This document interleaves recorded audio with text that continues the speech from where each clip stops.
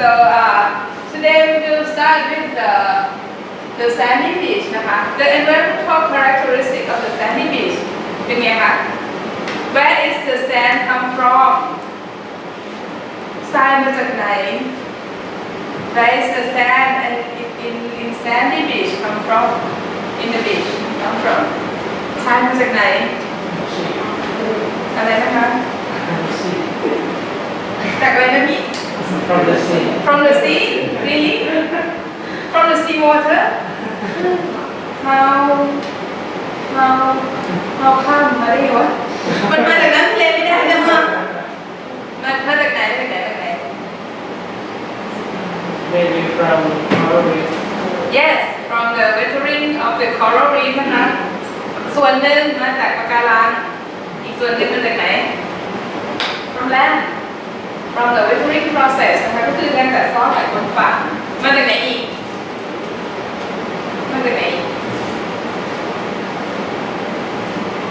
Where is the sand come from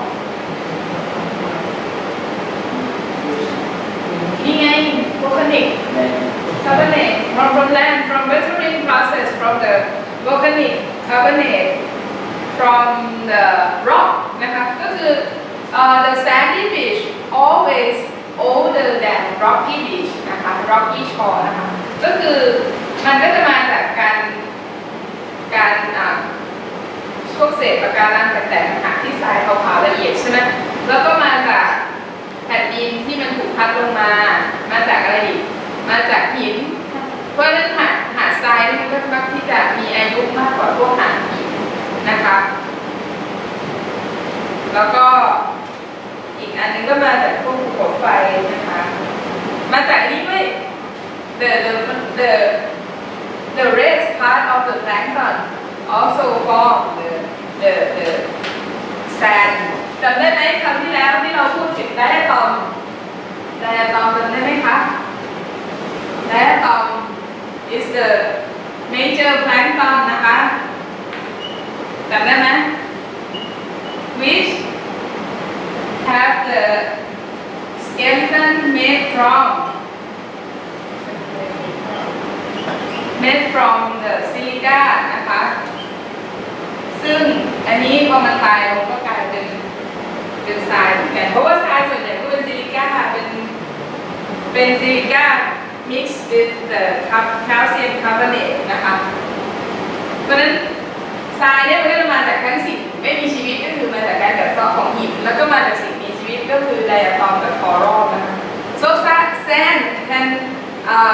come from both live and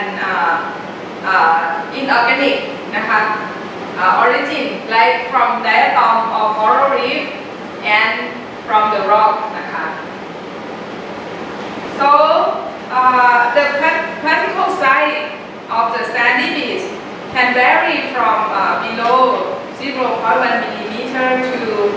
more than 2 millimeter นะคะก็คือขนาดก็แวรี่ได้ตามสภาพของมันตอนนั้นแล้วก็ in sandy beach the size of the sand largely from the wave action นะคะก็คือขนาดของทรายเม็ดทรายเนี่ยก็จะมาจากได้รับอิทธิพลมาจากตัวคลื่นที่พบในบริเวณนั้นนะคะ strong wave will make large or small imagine strong wave คลื่นแรงจะทำให้เม็ดทรายใหญ่เล็ก the strong wave little sand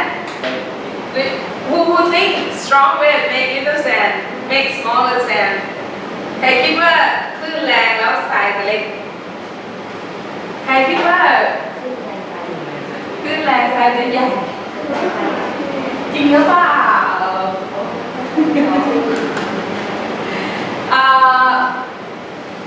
strong wave can carry the large sand นะคะคือคลื่นที่มันแรงเนี่ยมันก็จะพาทรายที่ใหญ่ๆไปได้ไกลนะคะส่วนทรายที่เล็กๆมันก็จะอยู่ที่คลื่นไม่ค่อยแรงนะคะ แล้วก็ so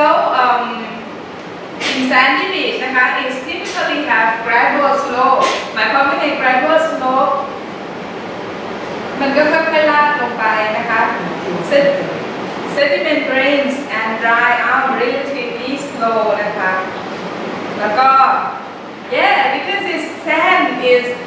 quite open to the air so oxygen is plentiful นะคะก็คือจะเป็นระบบที่มีออกซิเจนเยอะนะคะถ้าเทียบกับ comparing with mangrove or seagrass นะคะเพราะว่ามันอยู่ค่อนข้างจะเปิดกับอากาศเลยนะคะก็จะมีออกซิเจนที่ลงไปได้เยอะแล้วก็ขนาด and another reason for the plentiful oxygen is the grain size is quite big comparing to other ecosystem like seagrass or mangrove, which the grain size is quite small, so the oxygen can penetrate smaller. นะคะก็คือ the gap between each grain size is larger comparing with other ecosystem. นะคะ so here's the structure of the coastal นะคะ of the sandy beach เป็นไงคะคือบางทีเราต้องรู้จักเอาไว้บ้างนะ but is not really slope it always have something like a berm ตรงสันทรายตรงนี้นะคะ or dune นะคะแล้วก็มีอะไรอีกคะ into the mean tide level and mean high tide and mean low tide between that the intertidal zone which the condition change abruptly to ปิดไฟไม่ใช่สิแล้วปิดให้เด็กเราทำยังไงนะคะเห็นไหมแล้วตรงนี้ก็จะเป็นส่วนที่เขาเรียกว่า SWOT zone ซึ่งจะเป็นส่วนที่ได้รับอิทธิพลจากคลื่นลมเนี่ยมากกว่าส่วนอื่นนะคะ and then to the low tide zone into the sea it always have something like a longshore bar with receive the energy from the wave before it enter to the coast นะคะ and then further will be the offshore zone นะคะ now today we will focus only this area นะคะ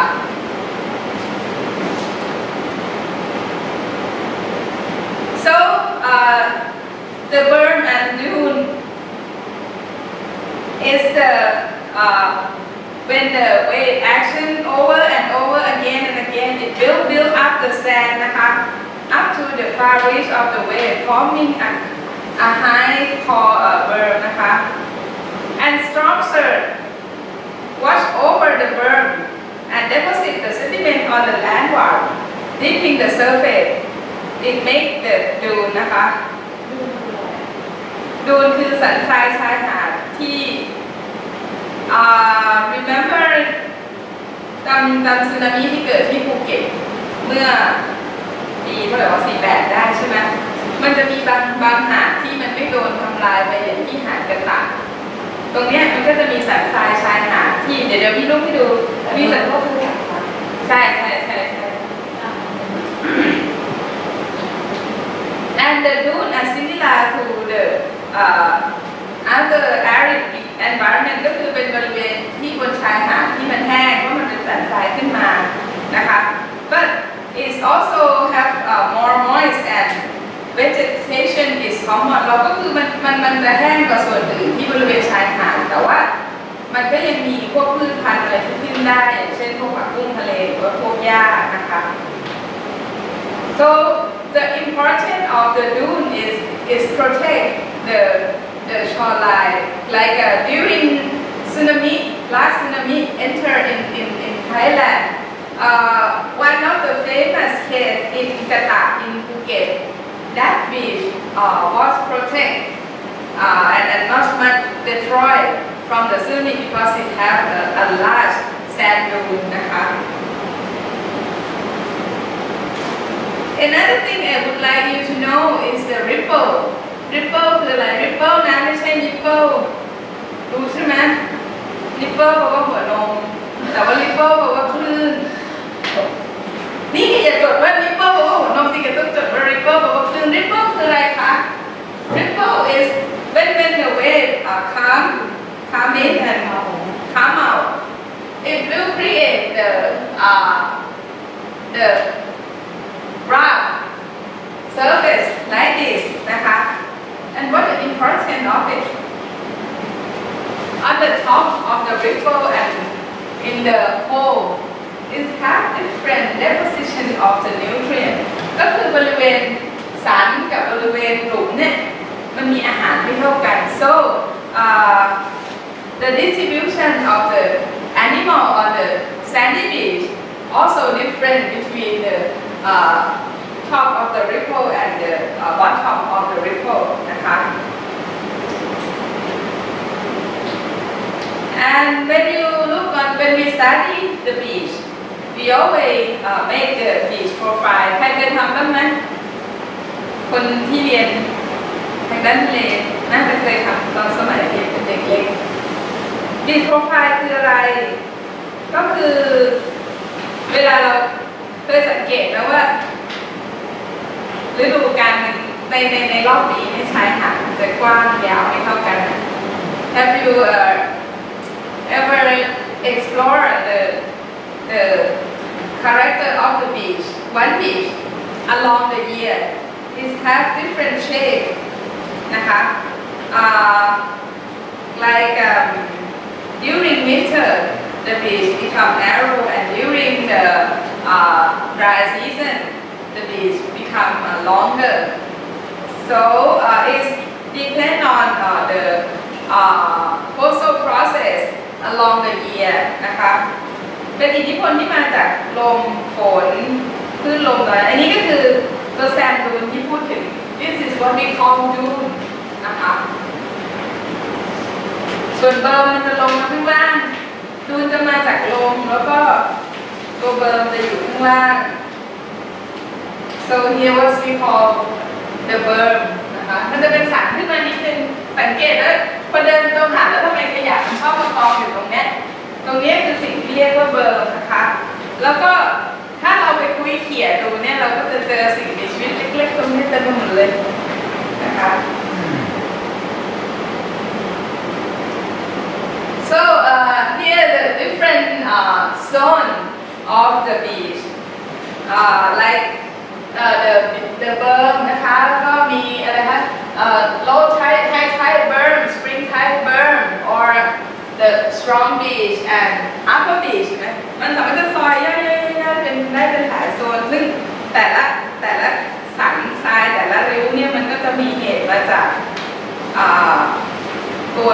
กระทำที่ต่างกันอย่างเช่นตรงที่มีอิทธิพลจากไทยก็จะเป็นโซนนี้ส่วนที่มีน้ำขึ้นน้ำลงใช่ไหมคะแล้วก็ส่วนที่มาจากลมที่มาตามฤดูกาลก็จะเป็นตรงนี้นะคะ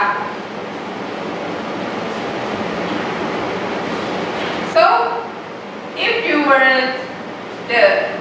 beach animal what you have to face or what you have to adapt for คือถ้าสมมติว่าเราเป็นสัตว์ที่อยู่บริเวณชายหาดเราต้องเจอกับอะไรบ้าง yes first is wave action what else wind อะไรนะอะไรนะเป็นไหม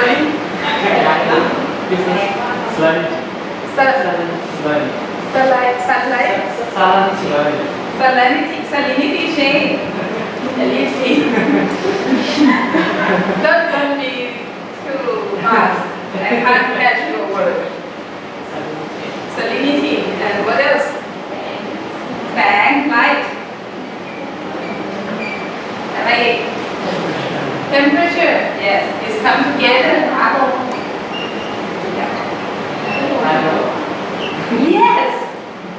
he catch it tidal นะคะ tidal นะคะไม่ใช่ tidal คือหลอกไง and wind is come together with current นะคะเวลามองให้มันต่อเนื่องกันว่าลมไม่ได้มาแต่ลมอย่างเดียวมันพากระแสน้ำ ก็เหมือนกันนะหรือไลท์ก็มากับ temperature มองให้มันต่อเนื่องกันนะคะ so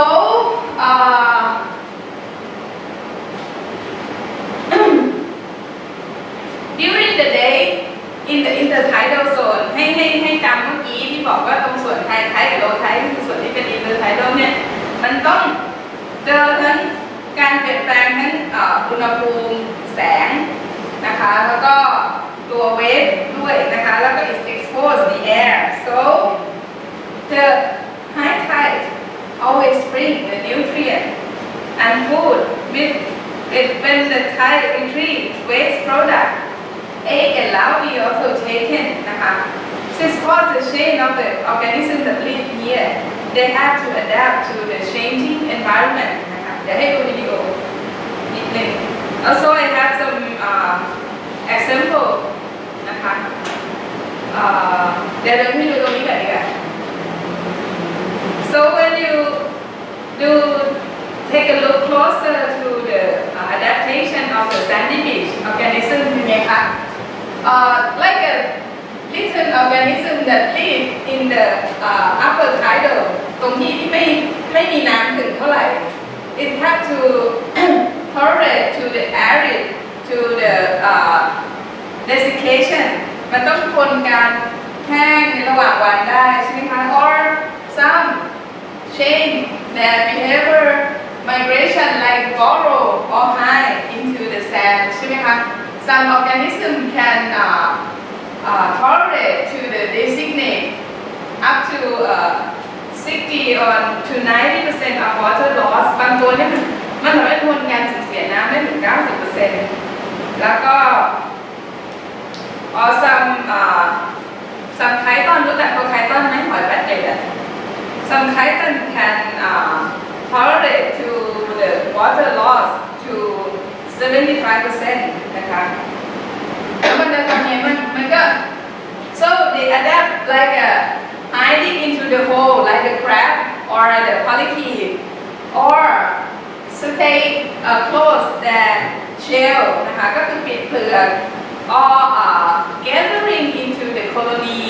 พอมันอยู่เป็น colony แล้วเป็นไง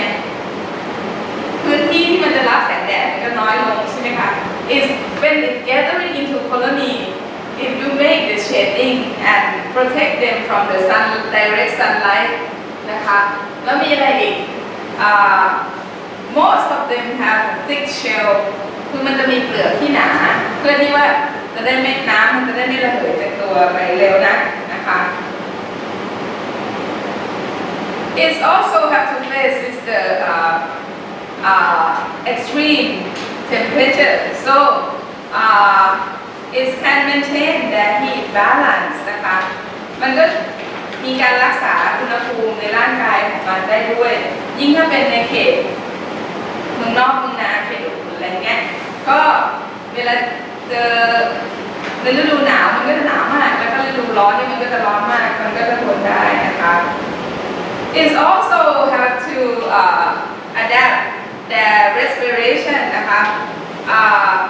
ตัวกิวตัวเหงือกของมันเนี่ย their gill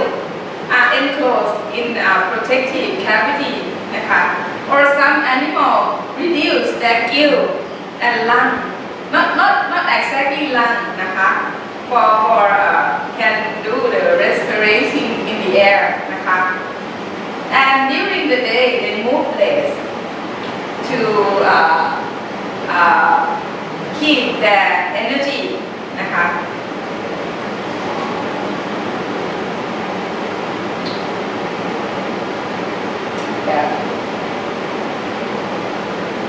and last time I discussed about the different zonation จำได้ไหมคะที่แล้วที่บอกถึงสิ่งมีชีวิตที่มันจะอยู่ตามโซนมีการกระจายตามโซนที่ต่างกันเพราะว่าการปรับตัวมันต่างกันนะคะ so here is the 3 dimension of the sandy shore ecosystem นะคะ and in the sandy beach with a clear sand there are variety of the organism hiding นะคะอย่างเช่นอะไรคะ like under the sand grain นะคะ you will see the crab นะคะ or the worm นะคะ or beneath the sand they also have some snail or algae นะคะ or even the stingray นะคะ and we also find the nekton large nekton like a seabird นะคะ they feed on the benthic organism like a shrimp or amphipod or polychaete นะคะ and they also have some small organism like a mole crab or snail or beach hopper or amphipod นะคะ or clam and the common one is the ghost crab รู้จักไหม ghost crab คือปูอะไร ghost crab คือปูอะไร You go near and they will dive into it. yes but Any below? ปูลม yes ไม่ได้เด็กนานอ่ะ ไม่ได้ใจคิดก่อน yeah ghost crab in Thai called ปูลม ปู is crab แล้วเราอย่าไปเรียกปูผีนะเชย And Roman is so. ลม is wind ghost is ผี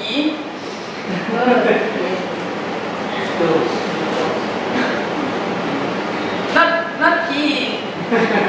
ผี is mean fat ผีผีภาษาอังกฤษเรียกว่าอะไรแปลว่าอะไรในภาษาอังกฤษแปลว่าเป็นฉี่พีเป็นฉี่ขอพีไงฝรั่งก็ฟังไปเลยพีเป็นฉี่ไงท่านผีถ้าทางใต้แปลว่าพี่ใช่ไหมเฮ้ยเราจะสอนเขาหลายสิ่งเลย so ผี is mean ghost you have to keep in mind for a different tone like สวย is mean bad luck but สวย is mean beautiful so we also can classify the organism into their ecological role นะคะก็คือแบ่งตามบทบาทของมันก็ได้ว่ามันก็จะมีทั้งในตัวที่เป็นผู้ผลิตนะคะ like it always have the primary producer like the bacteria, fungi, algae and then it will be the food for the some scavenger and some filter feeder why filter feeder is common on the sandy beach ทำไมไอ้กลุ่มที่มันกรองอาหารกินถึง common ถึงได้พบมากที่บริเวณ sandy beach เพราะอะไรคะพวกกรองอาหารกินน่ะใช่ค่ะ because it have very action that help them to filtering their food นะคะ they just stay and let the wave action flow through their head and eat นะคะ so I will show you some example of the important filter feeder พอดีช่วงนี้ทำกำลังโฟกัสกับสัตว์กลุ่มนี้ก็เลยนิดนึงมันมีลำโพงหรือไม่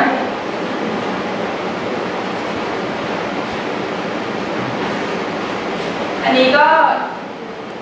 วิวอาจจะคุ้นเคยกับคนอื่นนะมันมีลำโพงไหมอ่ะ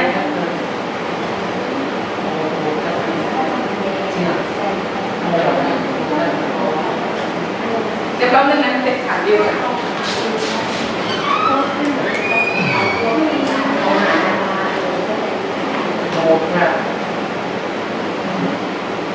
Means จักรจันทร์อธิบายจักรจันทร์เลย จะรับทำในเชิงมีทั่วไป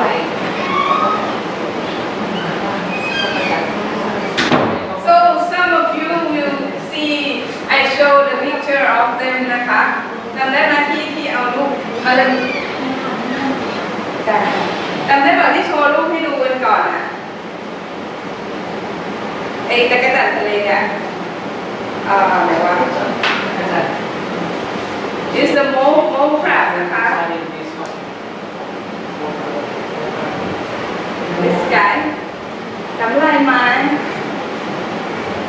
mole crab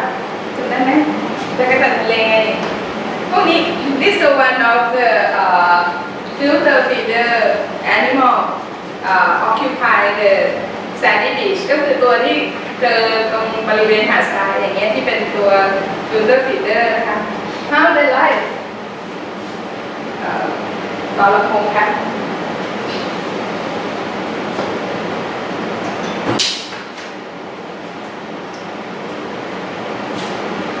so they show sometimes we call it sand flea นะคะ so this gear is used for collecting the mole crab นะคะ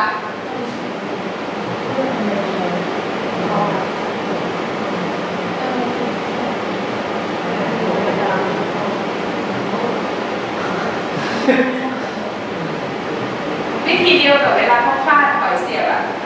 แบบเดียวกันเลย This one is one of the economic species in my hometown ในภูเก็ตนะเป็นเขาขายตัวละ2 บาทกิโลละ800ไปภูเก็ตต้องไปกินร้านนายยาวนะคะ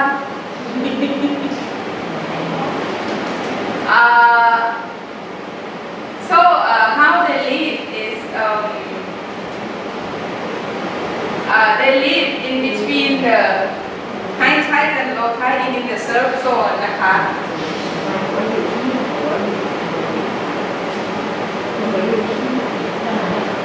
เนี่ยเดี๋ยววิวก็ต้องไปทำแบบนี้แหละไม่ได้ใช้แบบอันนี้ค่ะแบบในตอนนี้เราไม่ได้แบบนี้เดี๋ยวกำลังตบตีกับตะกอบอยู่ว่าจะทำยังไงเพราะว่าอันนี้มันเป็นดู practical ดีไงแล้วเรารู้ระยะด้วย so it's always of course this area นะคะ watch zone ก็คือมันจะไม่ because it's used the serve for help them on filtering food นะคะ so the area of that distribute is limited to the surf zone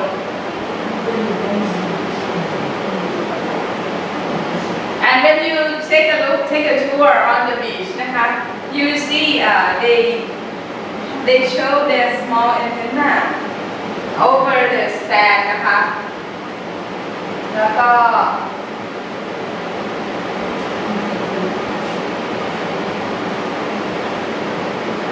there are some research work นะคะ the sandy beach the upper of the beach เนี่ยถ้าข้างบนเนี่ย the grain size in the upper zone is smaller นะคะตรงนี้ทรายจะเล็กกว่า and the lower is larger if you were the mole crab which เดี๋ยวจะบอกกันด้วย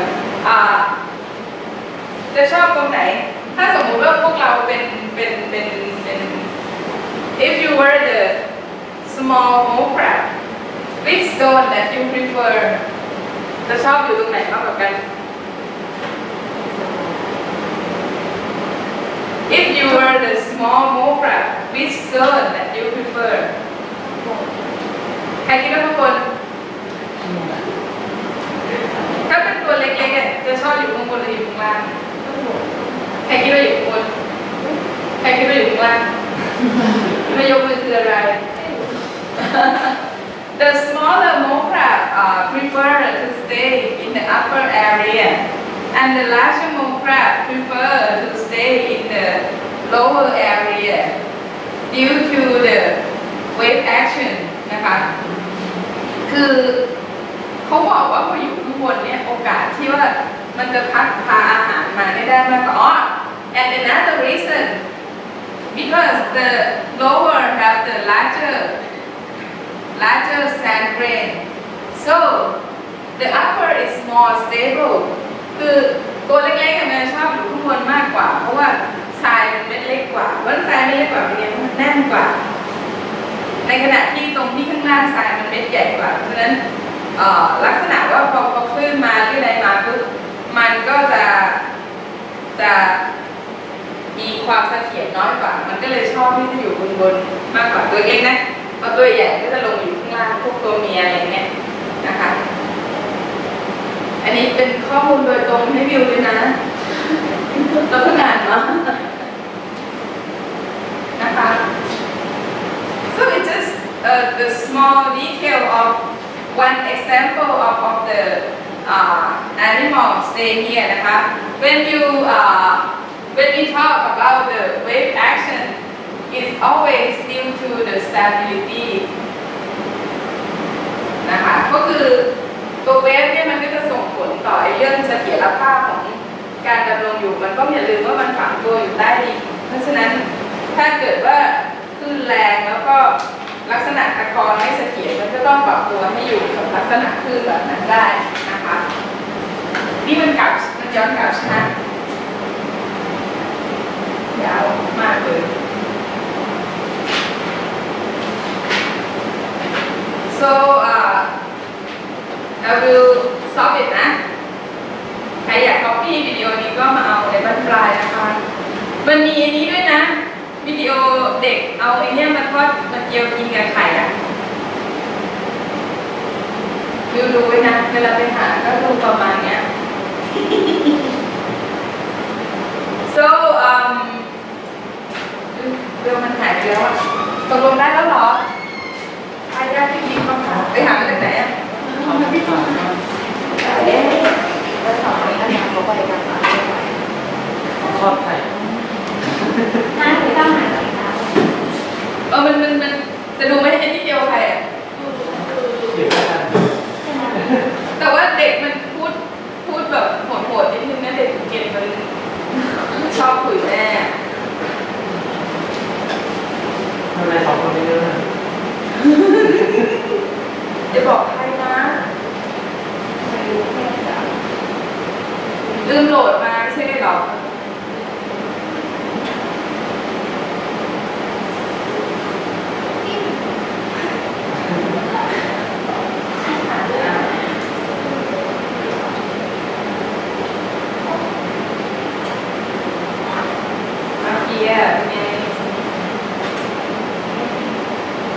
So, in Bangladesh, do they eat more crab? ครับ More, the small crab? Never? You miss important thing. ไม่กินเนาะทำไมแต่บางประเทศมันเป็น muddy sand it's because the beach is the muddy beach because that small crab exists only the sandy beach คือที่ที่เป็นโคลนๆมันชอบอยู่ที่เป็นทรายๆ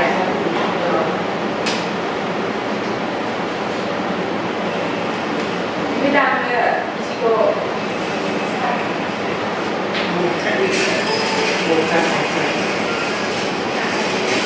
They mix it with egg and fry it. It's still alive. ยังไม่ตายนะเดี๋ยวพอวิวเก็บแล้ววิวมาให้เพื่อนกินนะถ้าเจอสิเมื่อกี้นั่งดูยังขำเลยเด็กบ้านฉันทำได้ขนาดนี้เลย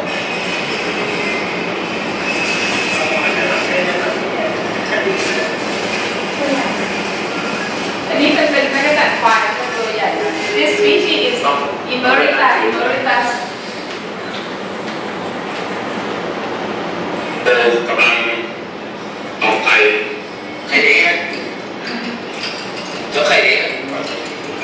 ดูหน้านี่ร้านอะไรเราก็กินได้แล้ว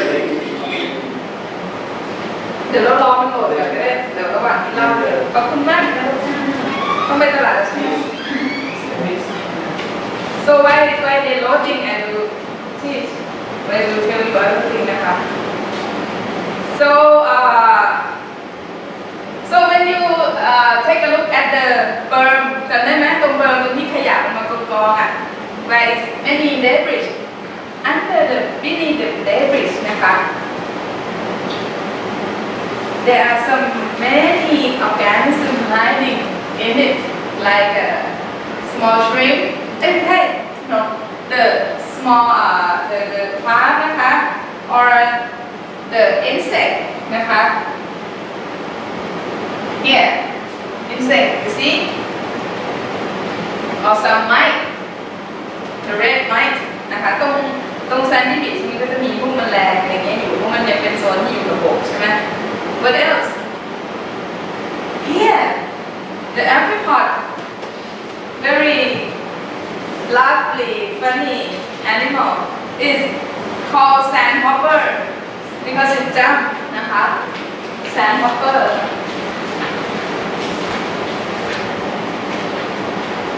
ช่วยเป็น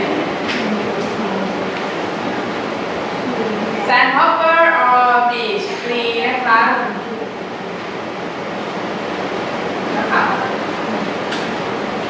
แล้วเกิดต้องไปเจอเองก็จะรู้ว่ามันกระโดดได้จับยากมากนะคะ or when you see the pole on the beach it's always the pole of something like in this picture is the pole of the bloodworm นะคะก็คือพวก polychaete is called polychaete นะคะพวกไส้เดือนทะเล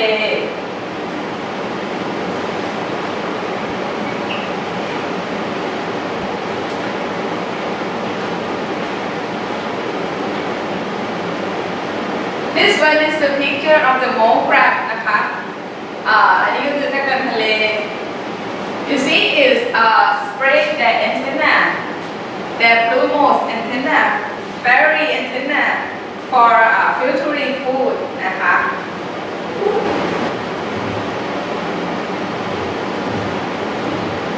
So วิดีโอมันกระโดดมาในระดับนึงแล้วนี่ครับ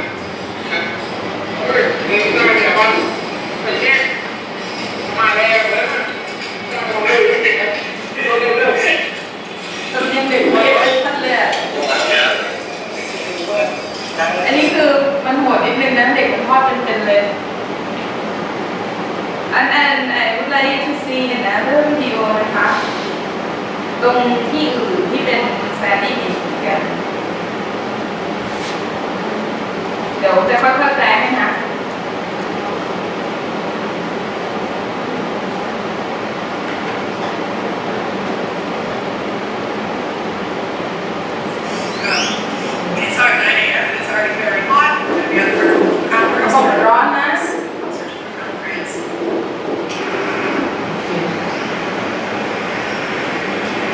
So it's a gradual slope นะคะ sometimes the slope is quite plain นะคะคือบางที่แหละที่อย่างที่ตรังเนี่ยอะไรเงี้ยสโลปมันจะแบบเตี้ยมากนะคะ when it's low tide the area is can be more than 1 kilometer นะคะ walking over mud flats ทีนี้เวลาเราไปดูเนี่ยเราก็จะเห็นร่องรอยของพวกสิ่งมีชีวิตเห็นไหมก็พูดถึงไอ้ตัวริปเปิลนะคะแล้วมันก็บอกว่าตัวริปเปิลเนี่ยจะเจอสิ่งมีชีวิตที่มันจะตายไม่เหมือนกันอาจจะเจอพวกเป็นทะเลแล้วก็ตัวนี้ตัวอย่างที่เขายกขึ้นมาเนี่ยก็จะเป็นปลาดาวเองตัวสีที่เขาเรียกอีแปะทะเล This one is do you know this organism do you know this one it's sea biscuit or sandalla นะคะ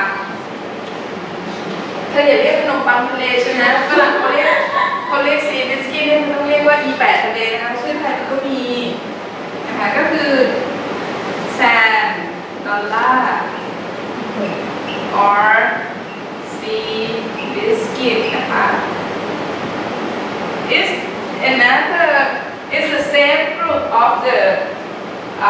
starfish เป็นกลุ่มเดียวกับพวกปลาดาวนะคะคือเป็นสัตว์ที่เราชอบมากเพราะว่ามันอยู่ไม่เหมือนสิ่งมีชีวิตเลยอะแต่พอเรา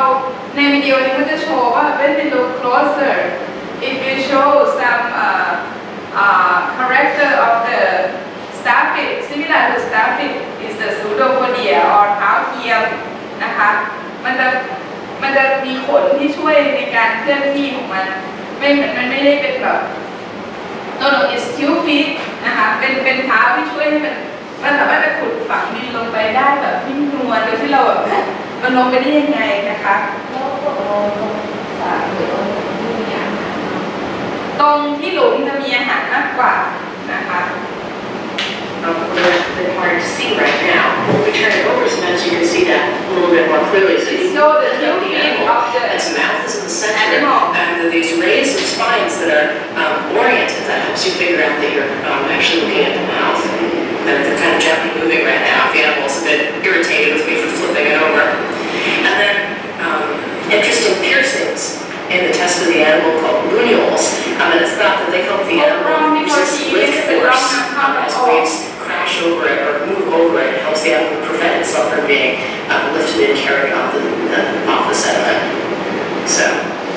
another thing you may notice when you're walking on, especially sheltered bays and mud flats, are these funky colors. อันนี้เราก็เจอที่หาดบ้านเราเหมือนกัน The fur maybe a little bit gelatinous in คิด texture. ว่าเป็นอะไร What do you think this thing is? Do you have any idea? เด็กๆเคยเห็นใช่ไหมเวลาไปชายหาด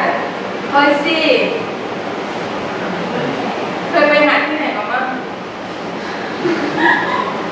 จะได้บอกไงว่ามันมีหรือเปล่าอาจจะมองข้ามไปไม่รู้ว่าเป็นอาจจะเหมือนขี้ขยะแต่จริงๆไม่ใช่ขยะนะ So this is actually a matrix with eggs in it. It's an แต่บอก egg ว่า map. มันเป็น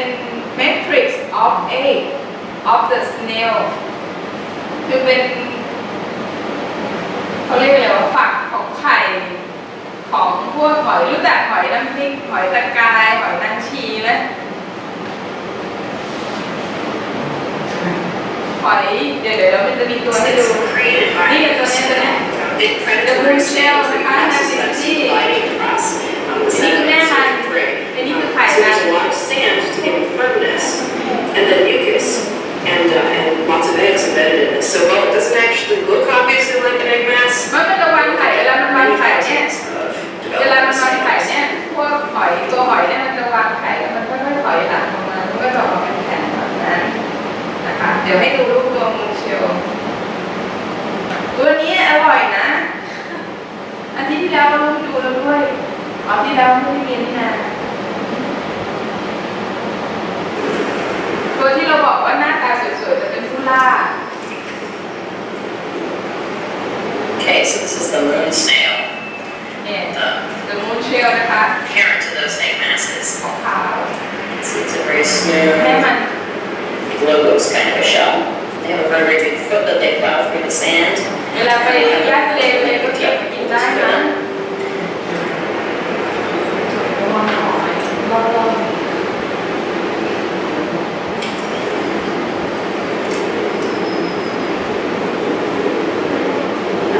เราเห็นเป็นกลมๆนั่นคือดอกไม้ทะเลช่วงที่น้ำลงมันก็หดเหลือหดหวาน Very มา much ไป that's impressive. Right at the surface of the skin. Big hole. Sometimes if you go diving or snorkeling on the salt bottom like this, it's amazing to see how different it is. You know, all these in and these out. Entrance rooms and things that you don't see at all when it's a low tide. แล้วตอนน้ำลงมันดูไม่ออกเลยใช่ไหมว่ามันมีสิ่งมีชีวิตอะไรซ่อนอยู่นะเพราะมันก็เป็นสถิติ So อย่าง there's ที่มันตก polychaetes moving with sort of a low frequency gait, and if they're disturbed, and it immediately moves into its fastest นี่เรียกว่า qualitative to sort of escape. Although I've avoided this one several times already. So next time when you go to the beach, take a look closer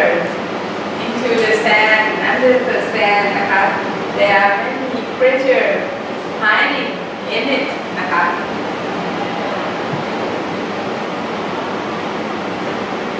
So the one of the another beach, I mean the intertidal ecosystem, which similar to the sandy beach is rocky beach นะคะ So the rocky beach is different from the sandy beach in rocky beach is more stable environment นะคะก็คือตรงที่เป็นหาดหิน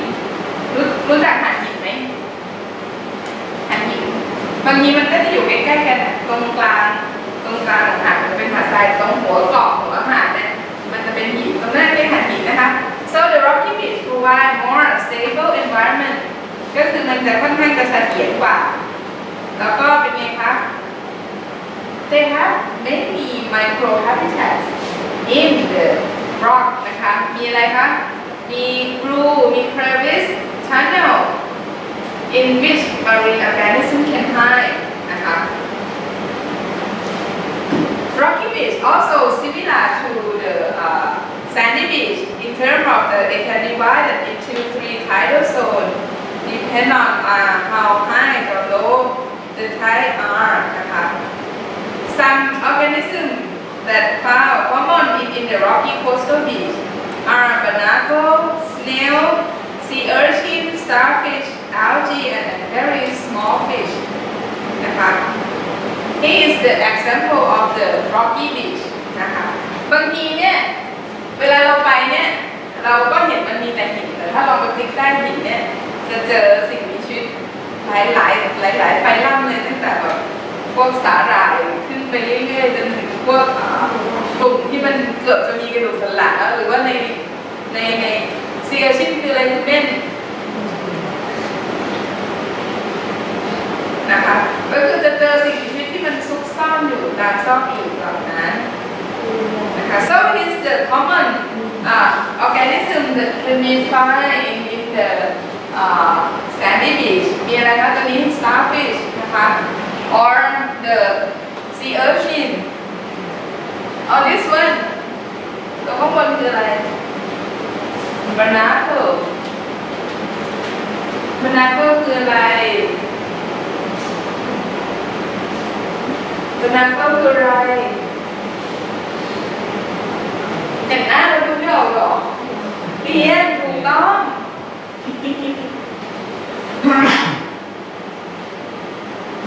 So to lead you to the conclusion about the sandy beach นะคะก็คือเป็นไงคะ sandy beach are less stable and less organism living there and they are older than the rocky beach นะคะ and the rocky beach are more stable and they are home for more diverse organisms because of the protection that the rock provide นะคะ So this is the end of the first part of the sandy and rocky beach. So do you have any question before I bring you to another area? So what zone is a surf zone? ค่ะเช่นค่ะ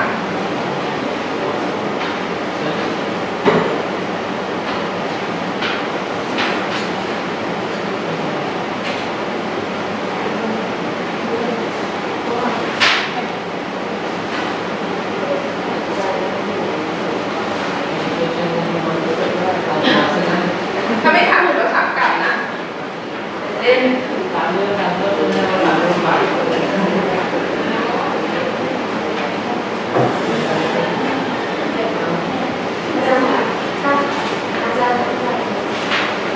เอาตัวแรกใหม่ใช่ไหมคะ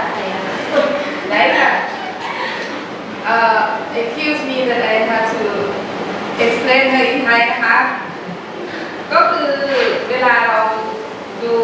ตัวชายหาดเนี่ยแรกสุดดูตรงไทยก่อนว่ามันน้ำขึ้นน้ำลงต่ำสุดอยู่ระดับตรงไหนคุณจะใช้ไม้นะก็บริเวณเนี้ยก็คือเซิร์ฟโซนนี้มันจะกว้างกว่าสวอตโซนนิดนึงนะคะแล้วก็สวอตโซนก็จะเป็นโซนที่อยู่ในช่วงระดับน้ำขึ้นน้ำลงโซนที่ไอตัวจักรจันทร์ทะเลออกหากินเมื่อกี้นะคะอันนี้คือสวอตโซนส่วนเซิร์ฟโซนก็จะกว้างออกไปหน่อยแล้วก็ตัวสันทรายที่จะจำกัดคือการกระจายของสิ่งมีชีวิตที่อยู่ในบริเวณนั้นขึ้นน้ำลงมันก็จะอยู่ประมาณเนี้ยพอเลยสันทรายออกไปมันก็จะเป็นส่วนที่เขาเรียกว่าออฟชอร์แล้วตัวสิ่งมีชีวิตที่เจอก็จะเป็นอีกแบบที่มีการปรับตัวอีกแบบเพราะตรงนี้มันไม่แห้งแล้วไงแต่ตรงนี้ยังมีโอกาสที่มันจะแห้งอยู่นะคะแล้วก็ส่วนนี้แห้งสนิทเลยส่วนนี้คือแห้งคือเปียกนะคะ การเบรก2คือเบรกเกอร์โซน ค่ะ อันนี้เวฟเอเนอร์จี้มากกว่า ซึมซับแรงอะไรนี้แล้วทีนี้ถ้าจำได้ถ้าเรียนเรื่องการกัดเซาะเขาก็จะบอกว่าถ้าจะสร้างสิ่งก่อสร้างอะไรก็ตามต้องไปสร้างหลักในตัวแซนดูนตรงนี้ที่เขาบอกเพราะว่าตัวดูนตรงนี้มันช่วยป้องกันในฝั่งจำได้ไหมแล้วถ้าเราไปดูตัวอย่างที่หาดชลทัศน์เราก็จะทำผิดตามหลักการหมดเลยนะคะเพราะเราก็ไปสร้างล้ำลงไปตรงแซนดูนคือเราก็ไปทำลายไอ้ตัวที่เป็นปราการตามธรรมชาติอยู่แล้วนะคะ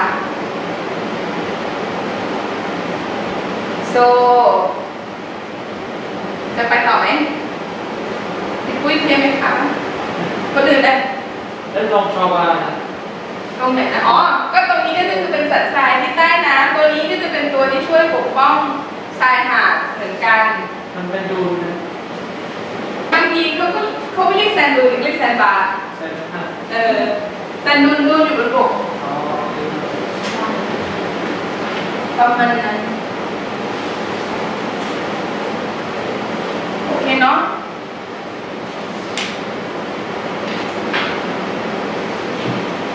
เสร็จแล้วตัวข้อสอบก็คงไม่ได้ออกอะไรโหดเยี่ยมมากนะถ้าตอบข้อสอบก็คืออาจจะให้เปรียบเทียบการปรับตัวของสิ่งมีชีวิตที่ในตัวอย่างที่ในระบบเรียนที่ให้มาอย่างเงี้ยอาจจะให้เปรียบเทียบว่าตรงหาดทรายกับหาดแต่ย่านทะเลนี่เนี่ยมันปรับตัวต่างกันยังไงในระบบนะคะคราวที่แล้วข้อสอบทำกันได้ไหม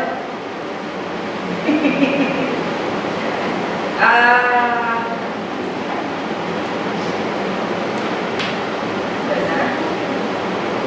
จริงๆเรามีแต่ให้ดูอีกแค่อ๋อเดี๋ยวเมื่อกี้เราโหลดค้างใช่ไหมดูดีเด็กเจียวไข่ได้ไหม มาแล้วใส่อะไรอะไรกิน เรื่องดีกว่านะเราไม่อยากดูจะดู หยิบได้หยิบขึ้นมาดีกว่า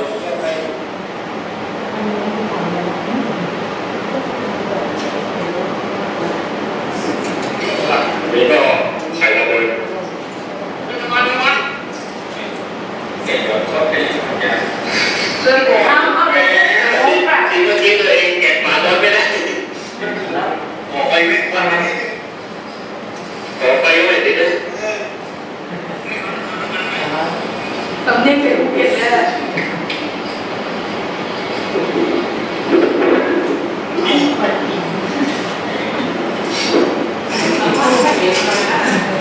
เดี๋ยวมันจะสุกแล้วมันต้องดีฟรายพวกนี้ต้องแบบไฟร้อนเมนูจักรจันทร์ทุกไก่ไม่ออกมาใส่ไปใช้ทุกถึง3-4 คนน้ำกระทะของเทลใส่น้ำมันไหม ปลา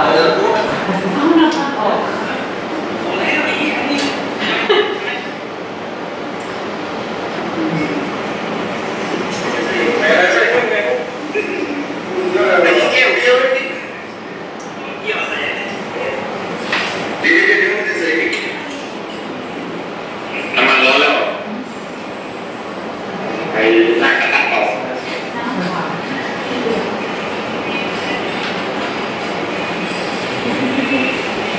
I think he look like Koraon เชฟเก่งนะ พอไหม เก่งกระทะเหล็กเจ้าของฉายาปิ้งไข่ระเบิดมันร้อนแล้วเชฟโจปรุงเสร็จแล้วนะ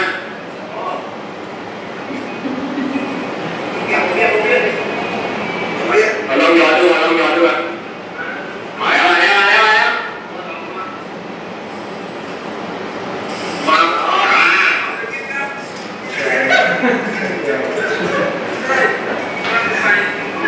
เมนู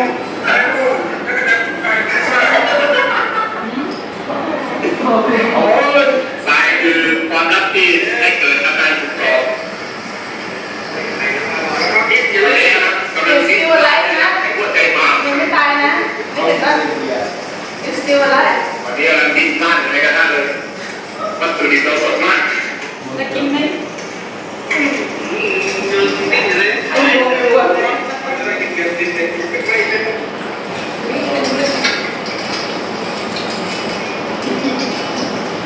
นก็น้ำขึ้นมาแล้วเดียวดูนี่อีกตะกั่นนรกนะเราคนเดินตั้งใจ เขาเรียนเรียน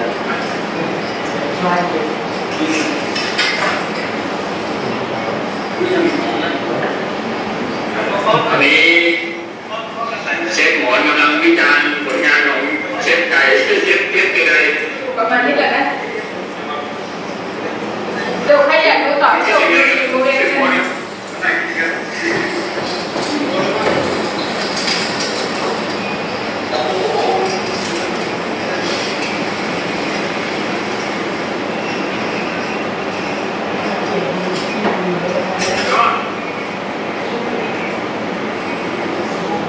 Okay, another one, we should start with the video เหมือนกันนะ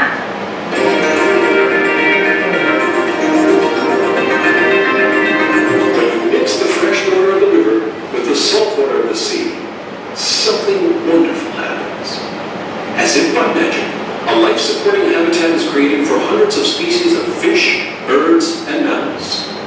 It's called an estuary. ฟังออกไหมก็คือเขาบอกว่าบริเวณที่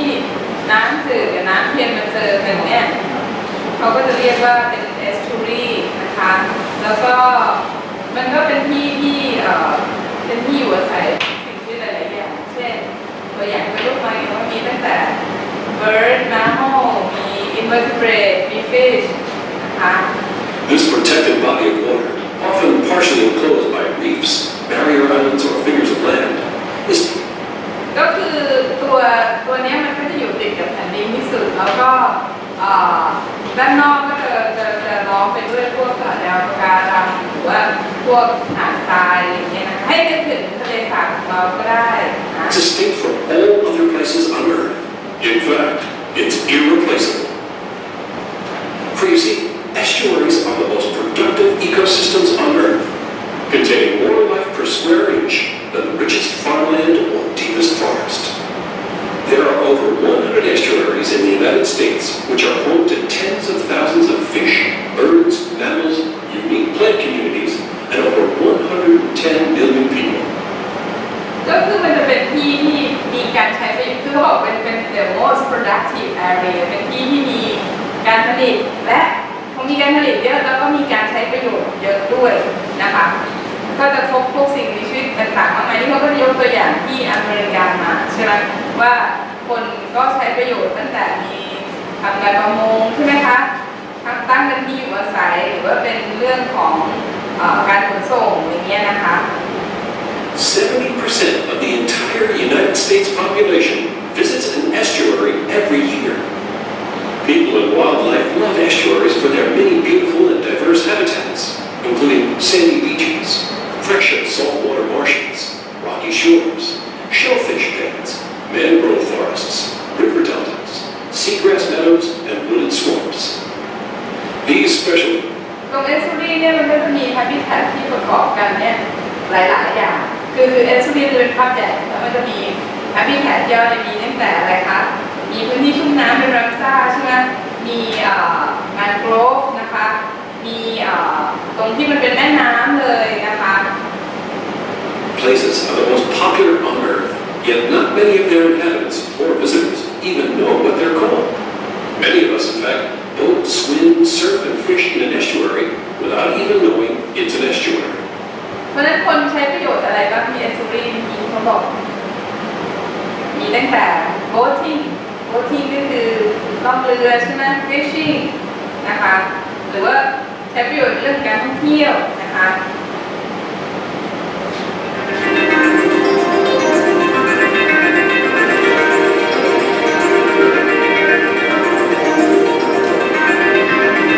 Estuaries lead the world in life support, critically serving as places to live, eat, and reproduce for tens of thousands of birds, fish, and mammals. They are ideal spots spots for migratory birds to drop in and enjoy some R&R, and act as five-star hotels for fish and mammals. Estuaries are known as the nurseries of the sea, as their sheltered waters are perfect for spawning. ทำไมเขาถึงบอกว่า estuary เป็น nursery of the sea เพราะว่าอะไรคะฟังออกเมื่อกี้เขาบอกว่า the protected water เนี่ย is perfect for spawning นั่นคือการวางไข่ของไข่นะคะ Thousands of marine animals depend on estuaries at some point in their life. They are truly a real magic kingdom. Estuaries also house unique plant communities. Salt marsh grasses and other estuarine plants help to prevent pollution, erosion, floods, and stabilize our shoreline. ไอ้ตรงนี้เนี่ยบ้านเรามันไม่มีนะตัวซอลมาร์ชแต่ว่าจะมีคล้ายๆตัวระบบที่คล้ายกันก็คือตัวแมนโกรฟนะคะเขาบอกว่าพืชที่อยู่ตรงนี้เนี่ยทำหน้าที่ยังไงฟังออกปะเดี๋ยวย้อนให้หน่อย For spawning, thousands of marine animals depend on estuaries at some point in their life. They are truly a real magic kingdom. Estuaries also house unique plant communities. Salt marsh grasses and other estuarine plants help to prevent pollution, erosion. help to prevent อะไรคะ pollution erosion อันนี้ฟังออกใช่ไหมเก่งมาก Floods and stabilize. floods ก็คือน้ำท่วมใช่ไหมคะ and So sure. stabilize shoreline นะมันก็ต่อเนื่องกันนะ Well, all that and beautiful too. In addition to creating a food web for the multitudes of fish, birds, and mammals, estuaries also provide habitat for 75% of America's commercial fish catch and 80 to 90% of the recreational fish catch for our human dining pleasure. เขาบอกว่ามัน 75% เนี่ยเป็น 75% ของปลาที่จับได้ที่อเมริกาเนี่ยก็จะเป็นปลาที่อยู่ในเขตเอสตูรีนะคะแล้วก็เมื่อกี้เขาบอก 80% นะเป็นปลาที่มาจากพวกการตกเพื่อการกีฬาอะไรแบบนั้นน่ะ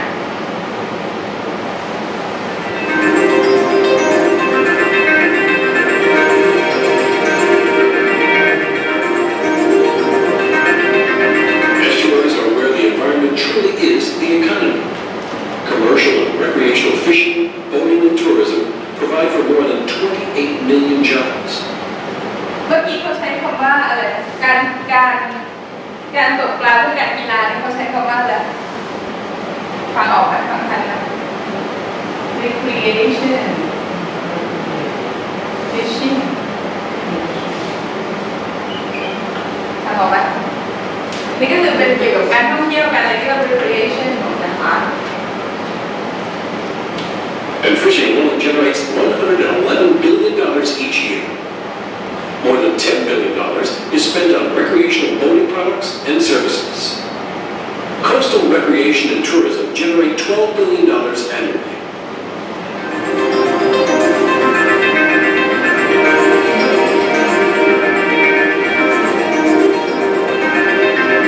Estuaries are also important to our quality of life and our health for reasons other than our economy.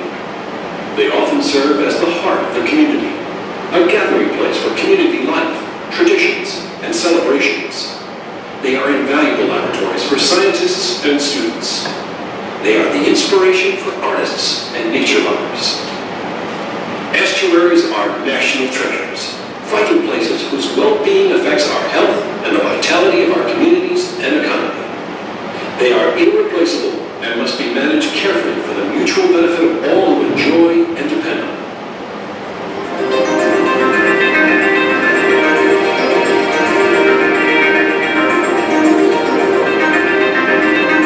We are, unfortunately, loving our estuaries to death. Half the American population now lives in coastal areas, and coastal counties continue to grow at a rate 3 times faster than inland counties. เขาพูดถึงปัญหาอะไรเขาบอกไหม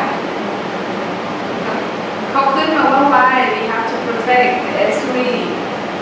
แล้วทีนี้ทำไมต้อง protect เพราะมันทำลายถูกไหมมันทำลายจากปัญหาอะไร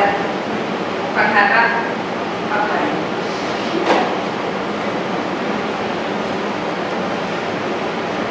Estuaries are national treasures, vital places whose well-being affects our health, เขาบอกว่าเป็น national treasure ก็คือเป็นเหมือนกับขุมทรัพย์ของประชาชาติ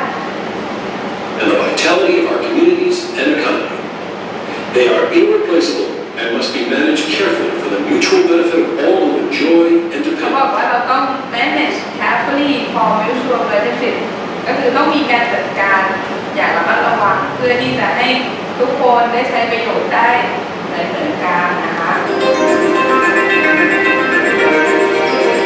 ฝั่งนี้นะถ้าเป็นแบบนี้ We are, unfortunately, loving our estuaries to death. เป็นไงครับเรามันจะพาไอตัว estuary to death นะทำไมถึงพาไป to death Half the American population now lives in coastal areas, and coastal counties continue to grow out of เขาพูดถึงปัญหาอะไร coastal county continue to grow ก็คือปัญหาของการเพิ่มประชากร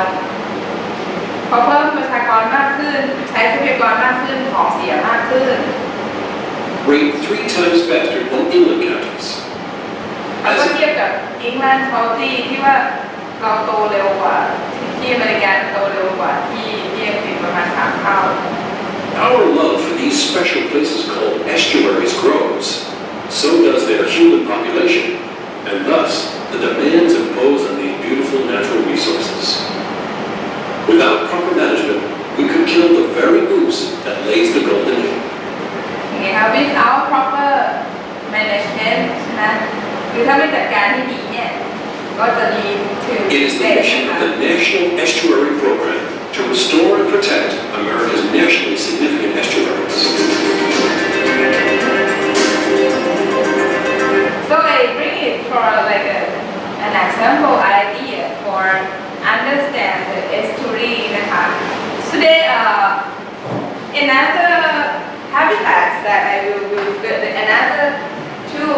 ecosystem that I will talk together is estuary and lagoon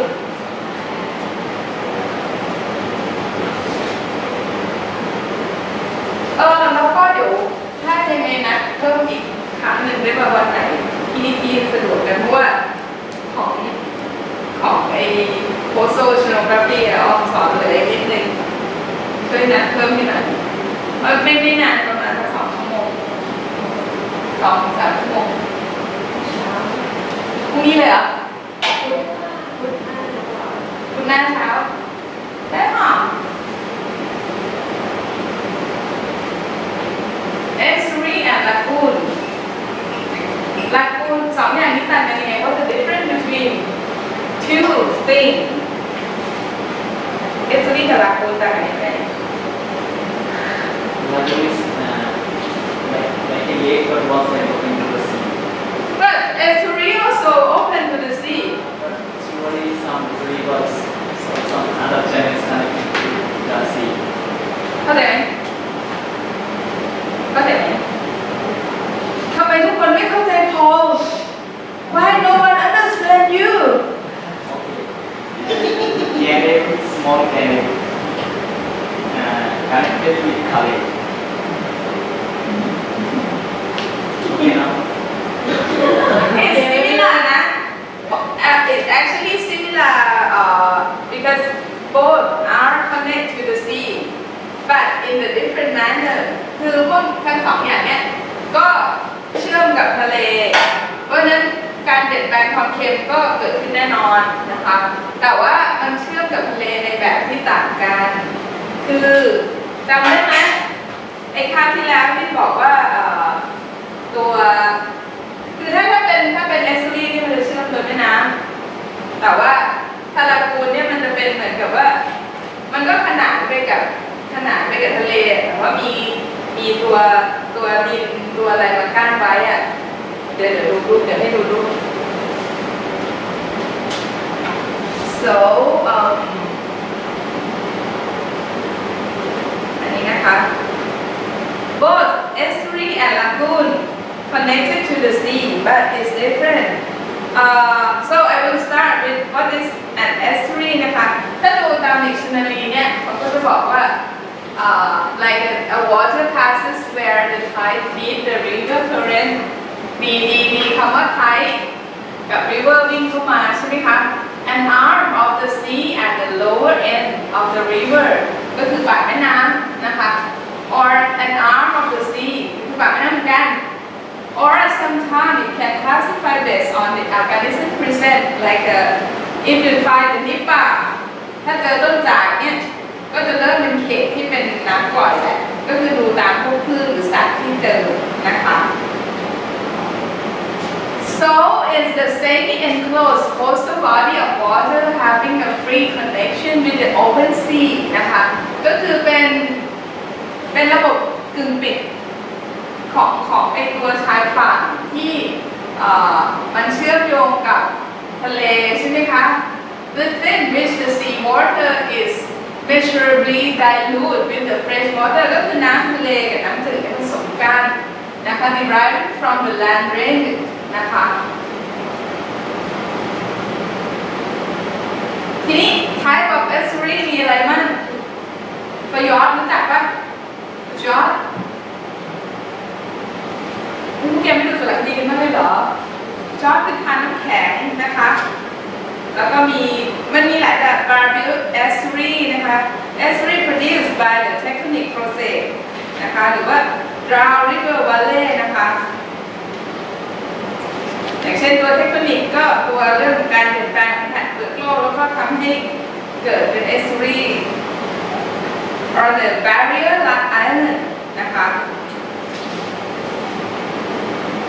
so the estuary is interface ขอย้อนเมื่อกี้คือทานน้ำแข็งนะไม่รู้รูปไปไหนแล้วแต่แล้ว interface between the land and the sea นะคะ so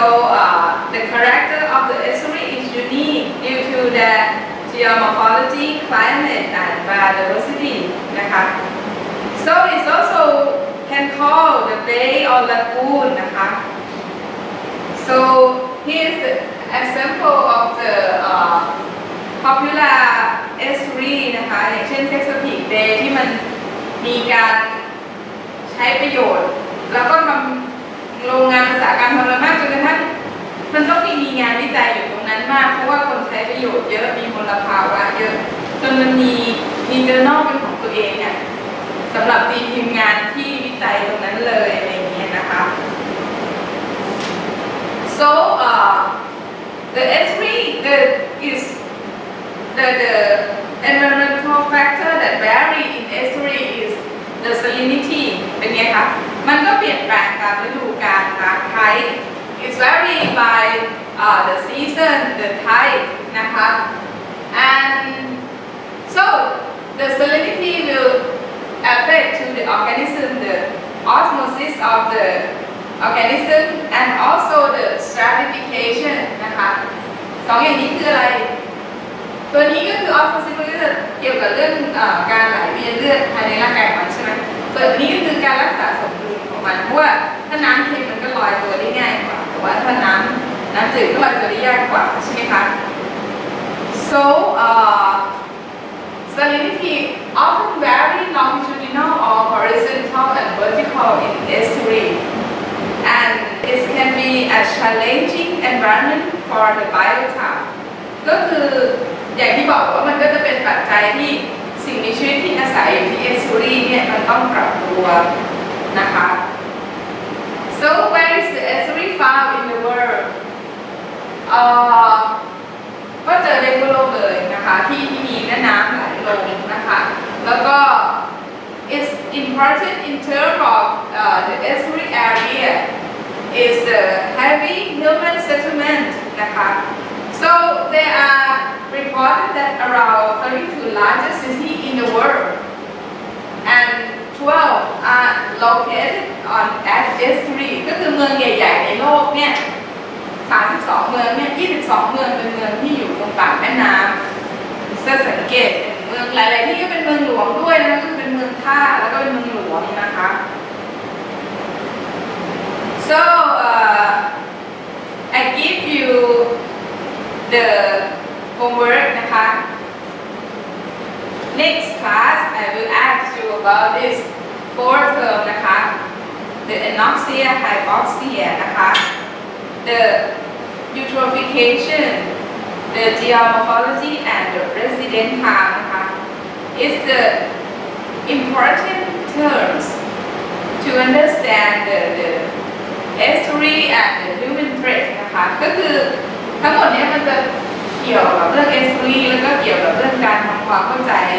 เกี่ยวกับ estuary ว่าคนเราเนี่ยไปมีกิจกรรมอะไรที่มีผลกระทบกับ estuary บ้างนะคะจดทันปะ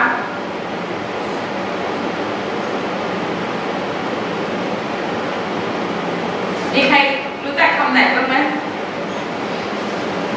Do you know? Eutrophication. Yes. I think I mentioned about this word. Overfiltration. And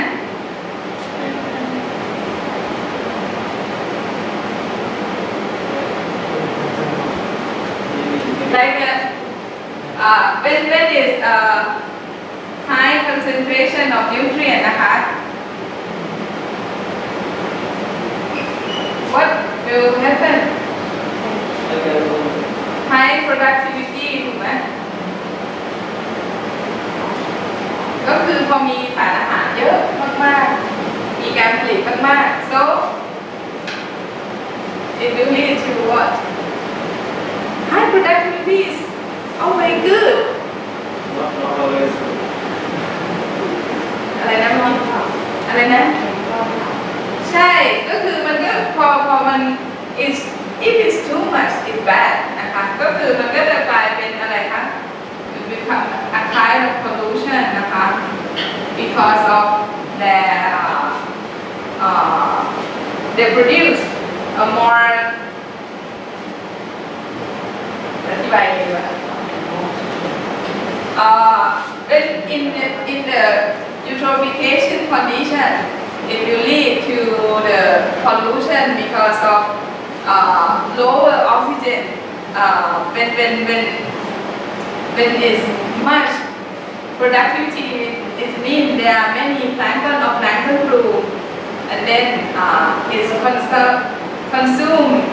more oxygen and when it dies it will make the pollution นะคะ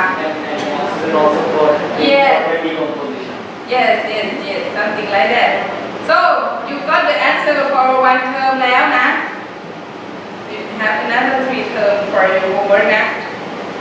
so here's the circulation pattern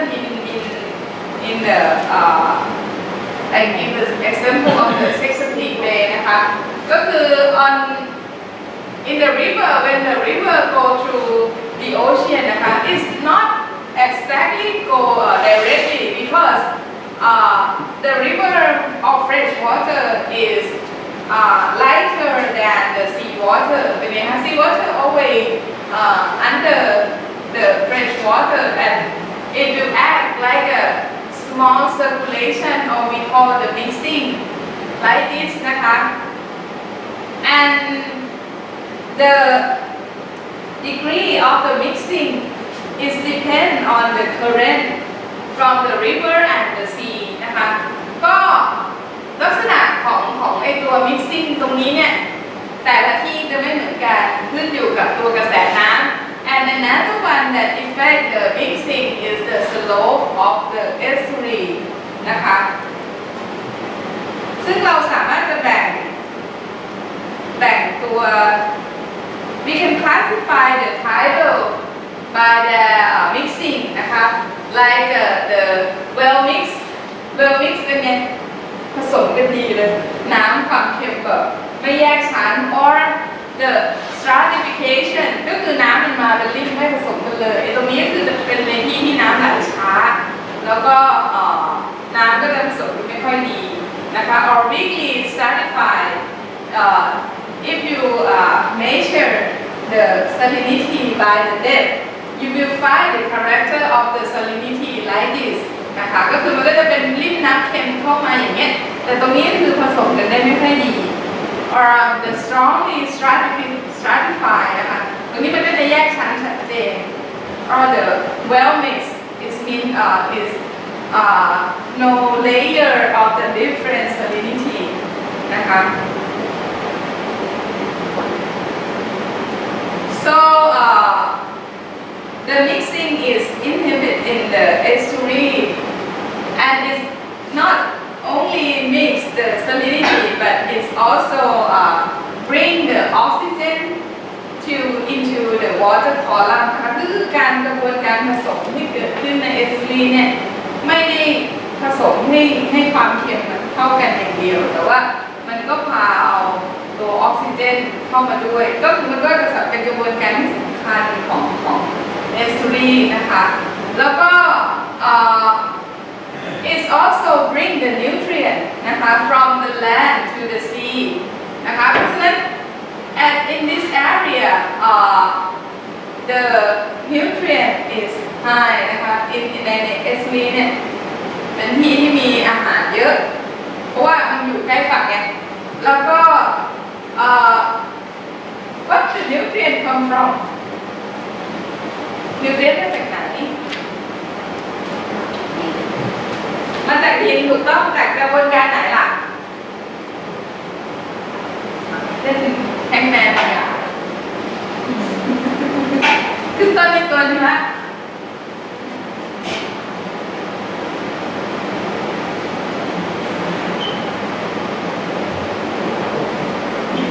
ยาวเนาะ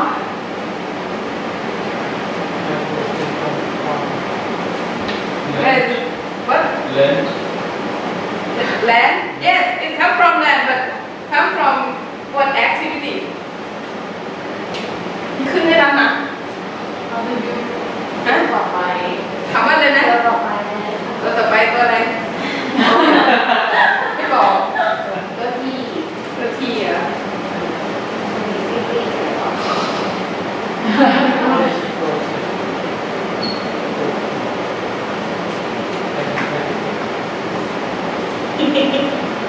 ช่าง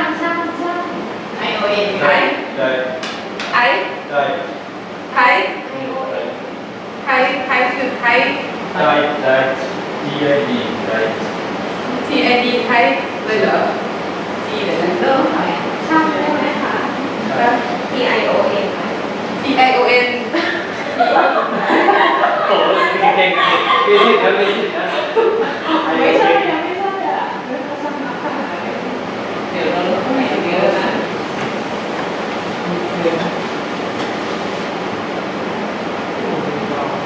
TII ใช่ไหมอ๋อ I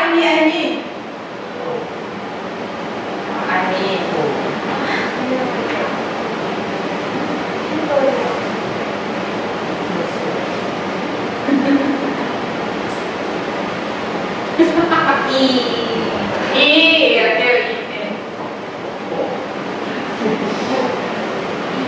เล่นกันแบบหลอนๆเนาะ โอ้โหนี่ป้าบอกว่าL เหรอ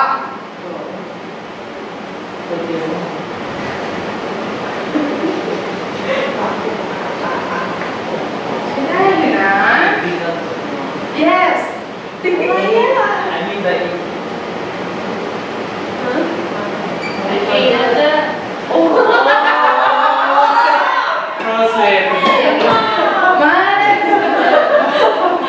yes the major nutrient come from agriculture from the manure from the fertilizer what else another sort คำนี้สั้น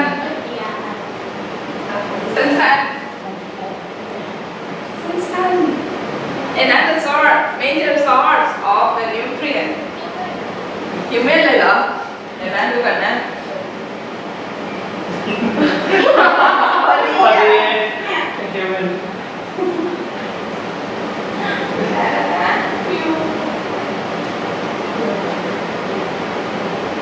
ค่ะโอเคลูกฉันเดินนะคะก็คือจากกิจกรรมจากบ้านเรือนนะคะ แล้วก็อีกคำหนึ่งที่สำคัญก็คือคำว่า run off เราขี้เกียจเล่นแล้ว เดี๋ยวหลักเนี่ยต้องมีนิดนึงนะคะ and another one is the atmosphere deposition ก็คือจากไอ้พวกกระบวนการที่มันสะสมจากเวทเทอริงจากการกัดเซาะจากข้างบนนั่นแหละนะคะ so the river นะคะ bring the nutrient through the ocean นะคะแล้วเป็นไงคะ is also use the mixing process to bring the nutrient from the land to the ocean and the organic material from the soil such as the dead of the organism นะคะ it will deposit into the sediment นะคะ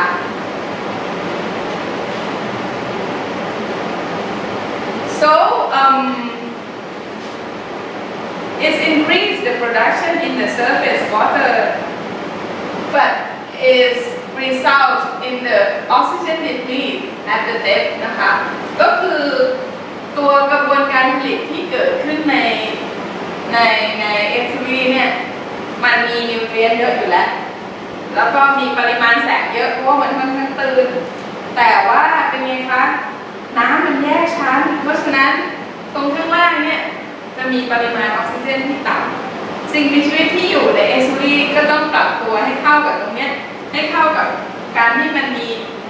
ปริมาณแสงมากอาหารมากแต่ออกซิเจนต่ำต้องอยู่ไม่ได้เหมือนกันเพราะโจทย์มันจะเป็นโจทย์เดียวกับในป่าชายเลนแล้วก็ในหญ้าทะเลนะคะก็คืออาหารเยอะแต่ออกซิเจนน้อยนะ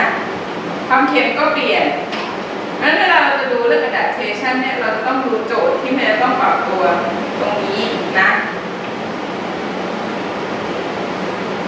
so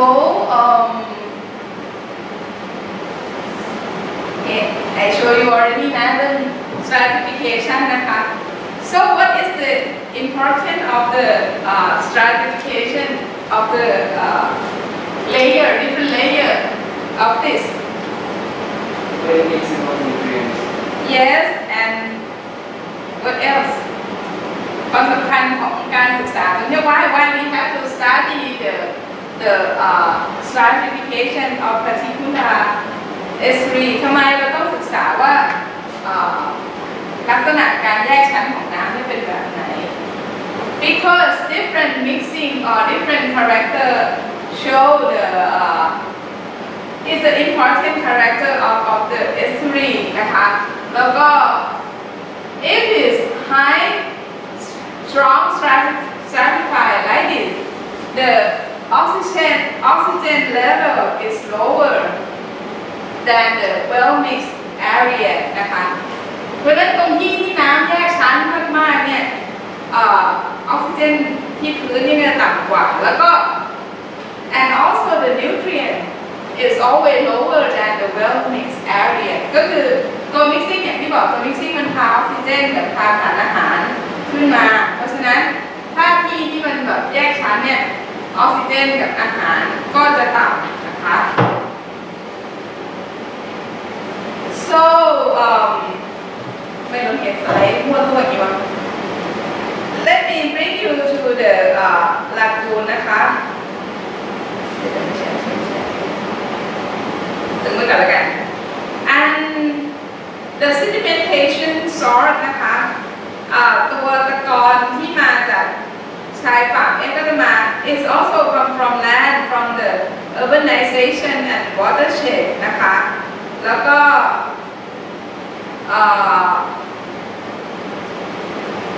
ตัว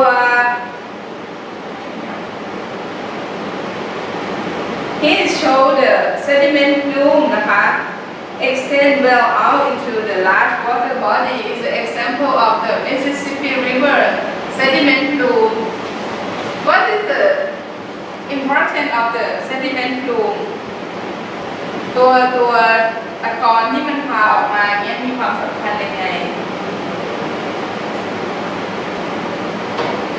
is not only the sediment but the nutrient นะคะ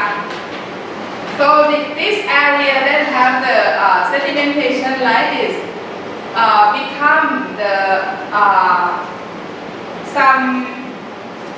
important area for agriculture เหมือนเป็นทุกบริเวณดินที่อยู่ตรงนี้เนี่ยจะเป็นดินที่ดีแล้วก็มีการอะไรล่ะเหมือนดินปากแม่น้ำเจ้าพระยาอะไรเงี้ยที่ทำไมมันถึงสำคัญสำหรับการเกษตรเพราะว่ามันก็พาเอานิวเทรียนจากแผ่นดินมาแล้วก็สะสมตั้งแต่บรรพกาลเพื่อที่จะสามารถจะนำมาก็คือเวลาการปลูกพืชการทำการเกษตรอะไรเงี้ยมันก็จะตามตรงดินดอนตรงนี้มาหรือว่าตอนก่อนที่มันจะกลายเป็นแผ่นดินจริงๆเนี่ยมันก็จะนำเอาสารอาหารที่สำคัญที่จำเป็นสำหรับสัตว์น้ำที่จะดำรงชีวิตแล้วก็เติบโตตรงนี้เพราะฉะนั้นตัวเซดิเมนต์ที่ออกมาตรงนี้ก็จะมีความสำคัญกับคนเรานะคะ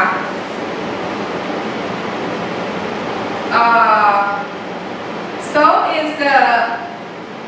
not only bring the nutrient and sediment but also bring the pollution into the ocean นะคะก็คือสิ่งที่ตามมาเนื่องจากว่ามันมาจากแผ่นดินมีทั้งสารอาหารมีทั้งตะกอนนะคะ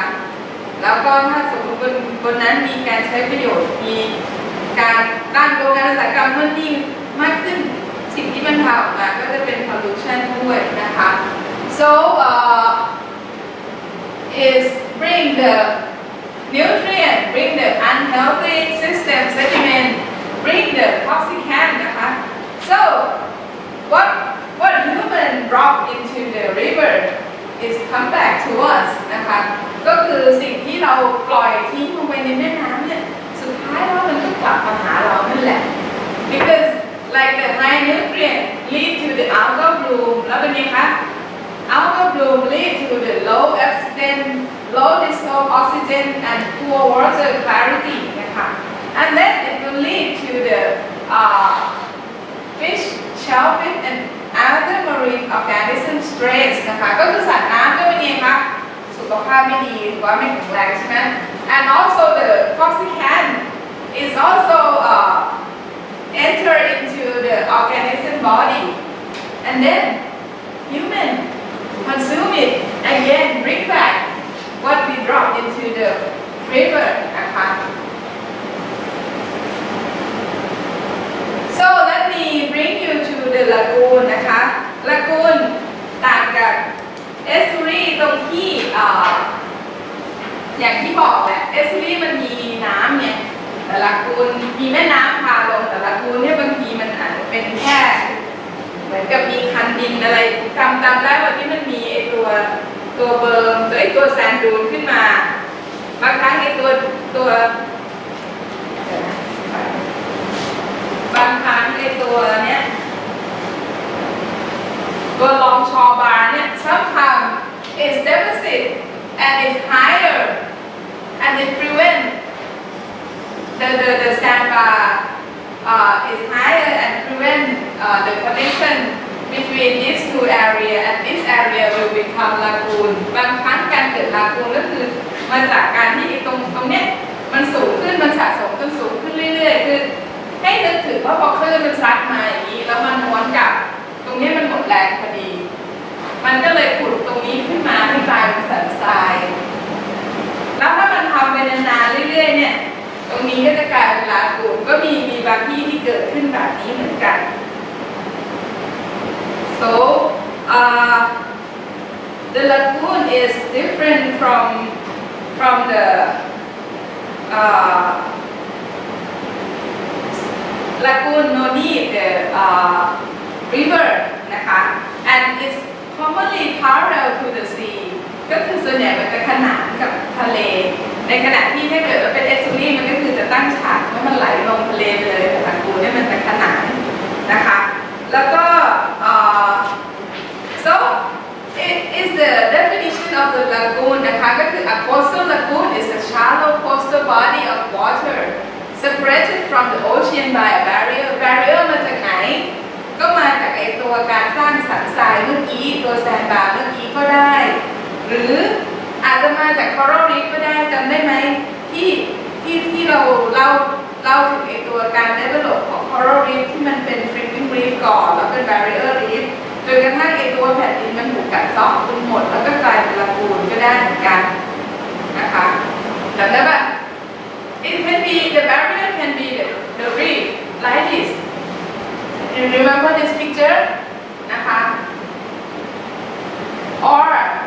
this one is can be the similar the cross section of this picture นะคะก็คือ the weathering of the land in the middle make the surrounded become a lagoon อันนี้ก็เป็นอีก lagoon อีกแบบหนึ่งเหมือนกันนะคะ so there are three kinds of lagoon in this world นะคะ the first is the choked lagoon and the restrict lagoon and the leaky lagoon what the difference between three types ต่างกันอย่างไรทะเลสาบสงขลาเป็นลากูนแบบไหน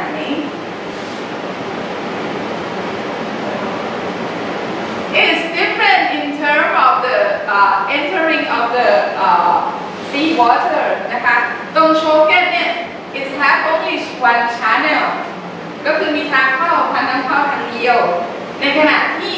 restrict has more than one channel and the leaky have more than many is the fragmented barrier นะคะ so สงขลาเล็ก can categorize in which group โชคนะคะโชคเกิดลากูนนะคะ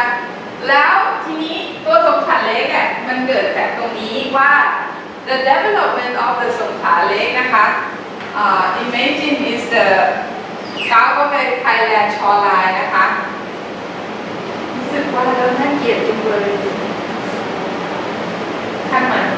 นะคะทีนี้จำได้ไหมว่ามันจะมีตรงปากพนังที่เป็นอย่างนี้ขึ้นมาก่อนหน้าที่จะเป็นสงขลาเล็กอะรู้สึกน่าเกลียดว่ะขอเปิดแผนที่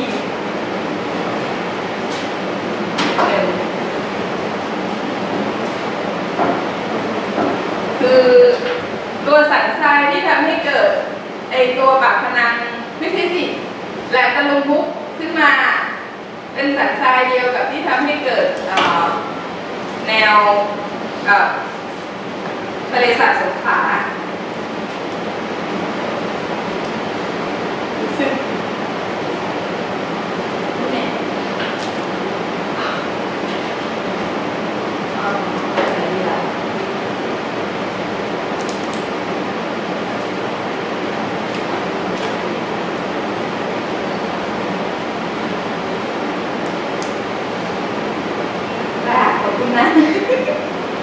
นี่เลยแล้วอันนี้นะคะก็คือ this area นะคะ of and this area is the same sandbar is at the very beginning the Songkhla Lake is open to the sea and then the sandbar of this area close Songkhla Lake and make it become the lagoon like this นะคะ and this area the sediment deposition make it into the Talumpuk point นะคะ and it's the same sandbar that sand is come from แม่โขง river นะคะก็คือทั้งหมดนี้มันมาจากน้ำที่ไหลลงมาจากแม่น้ำโขงแล้วก็มาสะสมคือมันการไหลของแม่น้ำมันมาหมดแรงตรงเนี้ยแล้วมันก็มาสะสมเป็นสันทรายตรงนี้ขึ้นมานะคะ so I think this will end of the class for today and I should make an appointment for another extra class that I will make a conclusion on the biodiversity in the estuary and lagoon and also another for the coastal oceanography class that I will wrap up everything again นะคะ so you guys should give me the proper time for me นะคะ to make a little talk to wrap up everything again